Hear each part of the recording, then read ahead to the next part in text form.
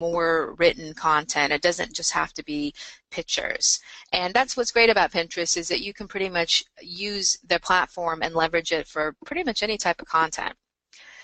But in terms of the big picture, when you're thinking about getting started, let's say you've created your account on Pinterest and you're like, well, what do I want to do? So the way Pinterest is organized, it's basically like you have a series of bulletin boards and you are putting things on bulletin boards. And to make it organized, you might have themes. And then, of course, your individual pins will often get categorized on Pinterest in different types of categories as well. And I'm going to show you some of that later with some of the tools. But it's sort of like, think about the first level would be the actual pin, and that would be maybe have a tag and or some categories. Then the next level would be your themed board. So let's say, for example, you are in home decor, which is a popular niche on Pinterest. Let's say you have something that's around, doing home decorating or something like beach theme, beach theme decorating. Maybe you have an affiliate site for that or something. Or maybe you have some books on decorating, something like that.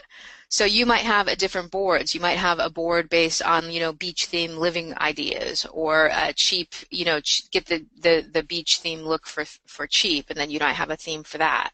So what you'd want to probably do is, maybe sit down with a notebook or have something open and just start thinking about some ideas for theme boards that you can do. And I'll also show you some tools you can use so you can see sort of what's already popular on Pinterest if you're thinking about putting together your boards. Other things you can do, of course, are your books. So you could have a board for each of your books. I know, Tara, you asked about, can you announce a book release by an author with a brief synopsis? You certainly could do that. So you could have your books, and you might even want to think about that type of board more like a list. Like if you, let's say you're doing cozy mystery, you're a cozy mystery publisher, for example, maybe you would have a board of cozy mystery books and you would include some of yours in there. Or let's say you are doing coloring books and you might have a board of coloring book pages or designs, and you would have some of yours in there and maybe some of some other people's that you like as well. So you could do that. The good thing about Pinterest is they now allow, and this might change, they didn't used to allow Amazon affiliate links, and now they do again. So you can have affiliate links on Pinterest to Amazon products, including your own. And then you can also have boards from your blog. I have a lot of pins from my blog where, I'm pinning the blog article, and I'll show you some examples of that, and that's on my board.